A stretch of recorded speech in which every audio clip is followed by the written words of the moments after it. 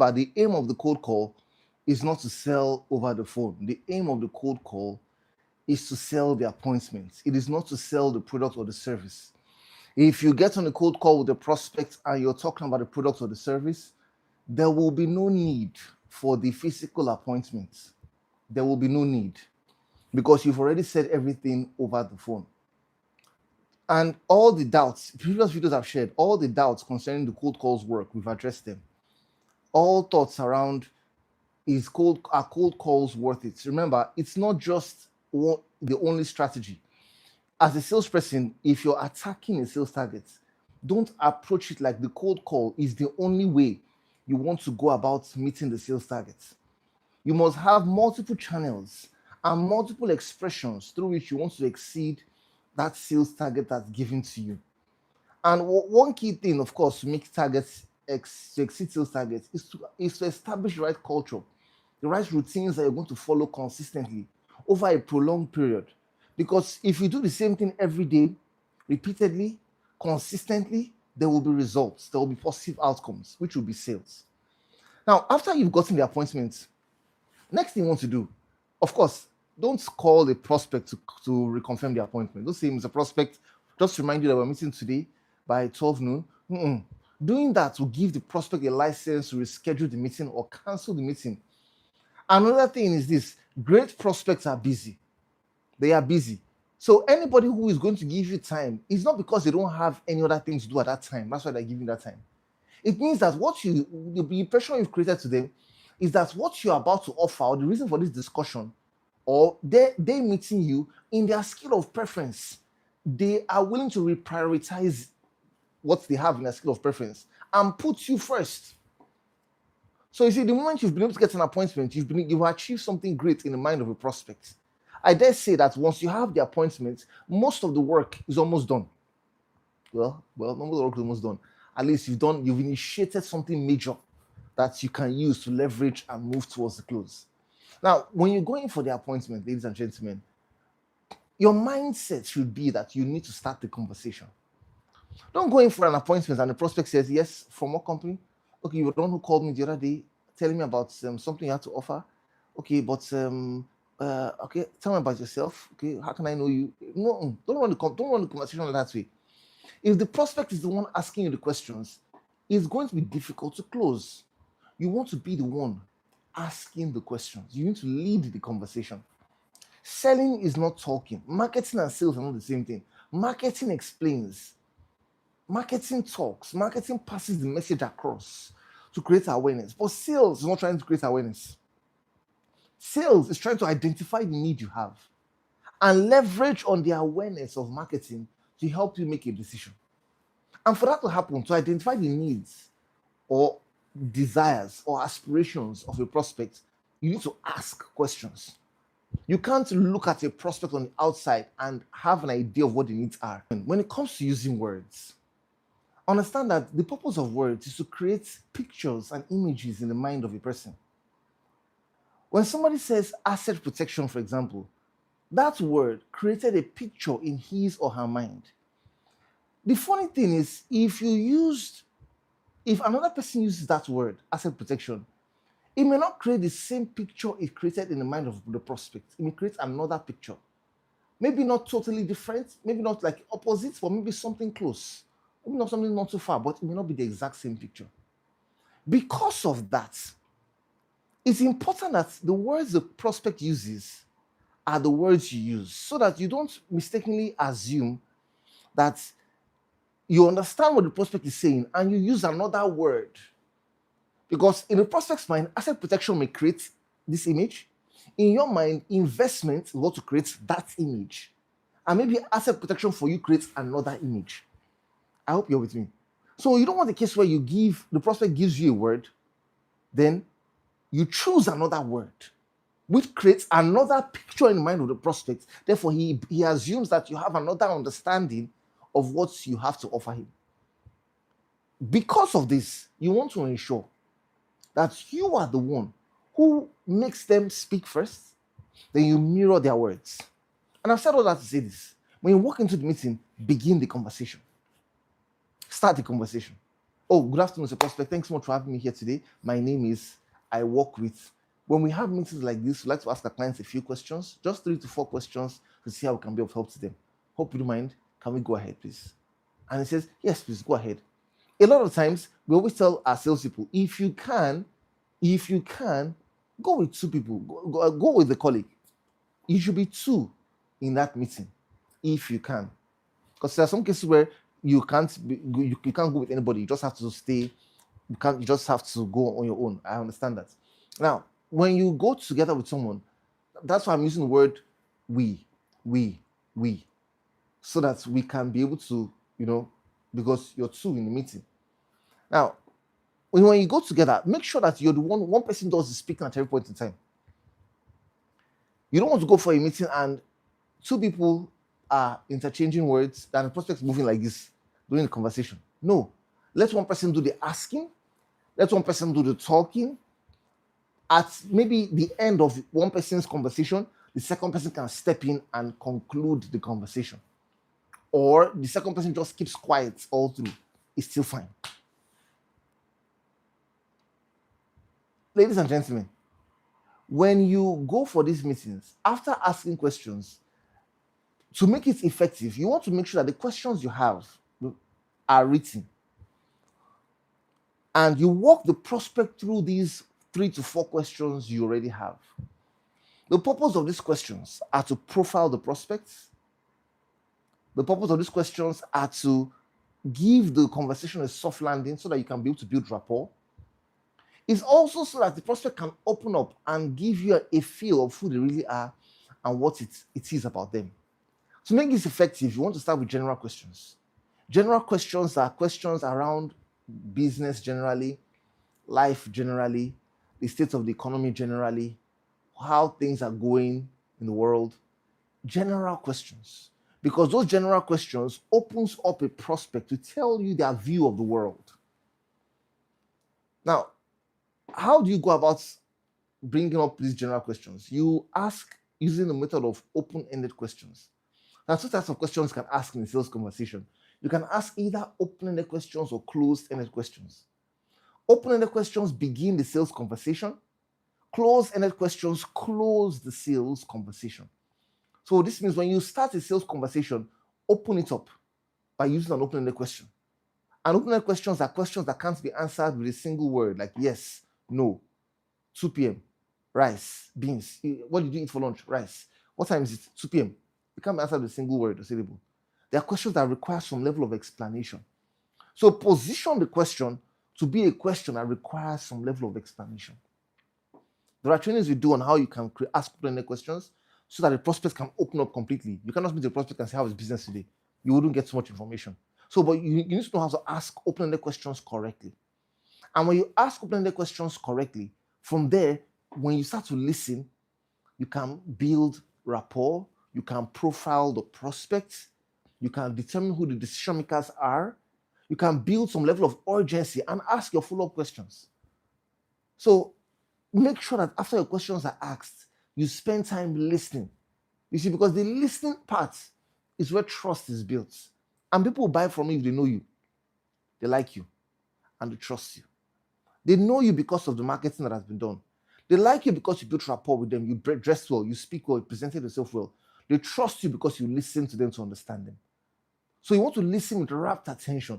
Don't be engrossed with the questions you're trying to ask, that you miss key information from the prospects. All you need to sell will be given to you by the prospects. So you want to listen with rapt attention and get all the information you require. Now, position yourself to listen with rapt attention by doing this. Set your mind not to be in the frame to reply, but to be in the frame to understand. There's a difference between somebody listening to reply and someone listening to understand. When you're listening to reply, your thought is, oh, I have something to say. Finish what you're trying to say so that I can say what I want to say. Therefore, you're missing out key information. Rather, your thought should be, I have something to say. However, I may not have to say it in this meeting, or I may not even say it at all. Let me just listen. You see, the world is starved of ears. People don't really people are hungry to have people give them attention. Especially in today's world where a lot of people are on their phones, people are in the bus or in the car, they're driving together, they're all on their phones. People are in the office, on the lift, they're all on their phones. People are hardly looking up to talk. So people are going through a lot and they want someone to listen to them. If you stand out in a world like this, just by listening, you find out that selling is easier than ever before. Because not many are ready to listen. Many are just ready to, in fact, a lot of salespeople, they don't even have the mental bandwidth and discipline to just pay attention. And you can distinguish yourself by being someone who listens with rapt attention. So when you have this mental disposition, my intention is not to reply, my intention is to understand. The second thing is that show from your body. Let the prospect see it in your body that you are with them. Don't be engaging a prospect and have your tablet with you or have your phone with you. Rather, take a notepad and a pen. Because a notepad and a pen just shows that, oh, you're actually taking notes. What you're saying is important, like you're in school. But a tablet and a phone, the person could be wondering, are you taking a call or are you distracted? He's not sure. So you want to avoid that as much as possible. Let your body show you're listening. So what do? You lean forward. You nod. Make eye contact. So the person knows that, hey, you're with me. Now, there's a difference between staring and eye contact. Staring has to do with just gazing without emotions. Eye contact could mean you're looking at the person. However, from time to time, you take your eyes off and bring it back immediately. As long as you don't take your eyes off to your phone, to your wristwatch, to the clock, to the person's lips below. So you don't look from the nose down. You don't look at the person. You look and focus your conversations around here. You don't look at the person's hairline. You don't look at the person's mouth. You just stay here. You may take your eyes off and bring it back immediately. Now, apart from eye contact, your writing during meetings encourages the prospect to know that they are valuable. Oh, ladies and gentlemen, I've gone for a sales meeting before. The prospect says, Iyore, I have another meeting now, so I'll be spending just about 10 minutes with you. And I just asked my open-ended question. And the man spoke, he explained, said so much about his career. He said so much, spoke about 30 to 35 minutes. At the end of that meeting, he just gave us business immediately. I didn't have to sell anything. Because there is something about listening to someone, taking notes, making eye contact, nodding, not interrupting. I'm not interrupting you. I may have something to buttress your point. I don't have to share my story. No. The purpose of my interrupting, if there will be any, is to get clarification on the points you passed across. Oh, sorry, I missed you there. Are you trying to say? Then you get your clarification. With that, you understand that you will build some more trust and help this prospect move to the close. I hope you know that by the time the prospect is done talking, don't just reply immediately. Paraphrase what the person has said.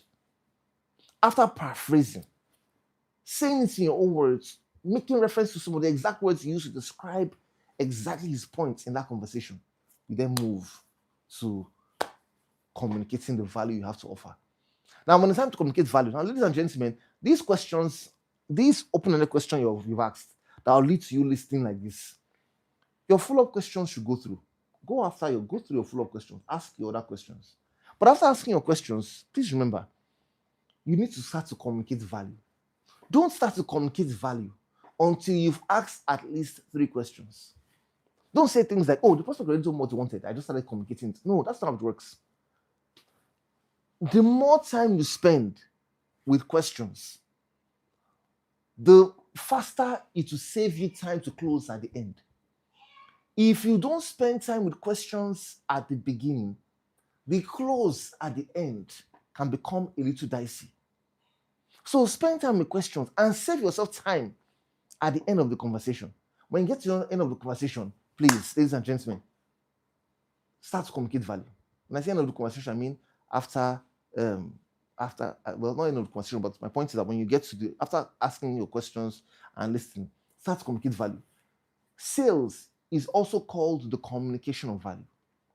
The better you become at communicating value, the better salesperson you will be. Communicate value by differentiating your primary features and your secondary features. Primary features, what you have in common with your competitors. Secondary features, what differentiates you. then you start to communicate your primary features. Start with that. Oh, sir, this is what we have in common with our competitors. We do offer this, offer this, offer this, offer that. However, this is what differentiates us.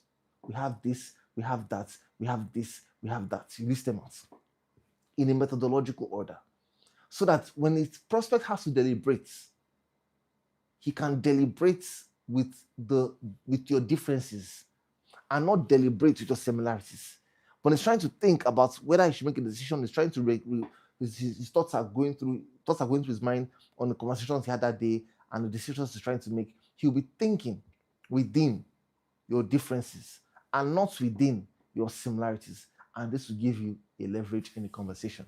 When you get to after that, of course, ladies and gentlemen, from communicating value, don't waste time. Go straight to asking for the money. Go straight to asking for the close. If there's an objection, answer the objection as a question. Oh, thank you so much for that question. Beautiful question, sir. Then let's share with the person your convictions about that objection. Now, you see, sometimes people try to act like they're looking for something special to say to handle objections. Once you share with a prospect your beliefs around that topic, for example, someone says, it's so expensive.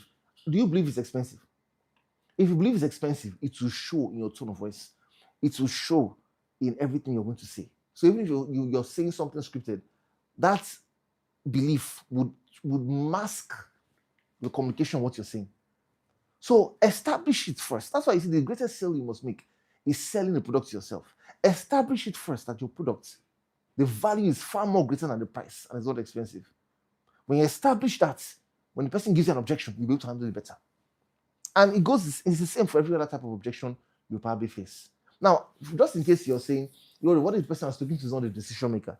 If the person is not a decision maker for any reason, don't get to this point in this first conversation. Don't even get to the point of objections. Don't get to the point of communicating value to the full length. Communicate value halfway and leave the remaining half for when you get an appointment with the other decision makers. And that's why data collection is important. Using a CRM is important, because not every prospect you meet will be the final decision maker the first time. Most times, or not maybe not most times, in some cases, the person you're meeting may have to recourse to someone else before they make a decision. Maybe their spouse, their lawyer, business partner. Make sure that as much as you can, you get a meeting with this person and the business partner, so that way you can be sure that the decision will be made based on your information and not based on what somebody told them.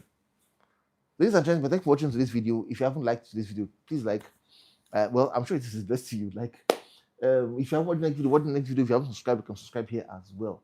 Thanks so much for watching. I look forward to seeing you in the next video. I'll talk to you soon.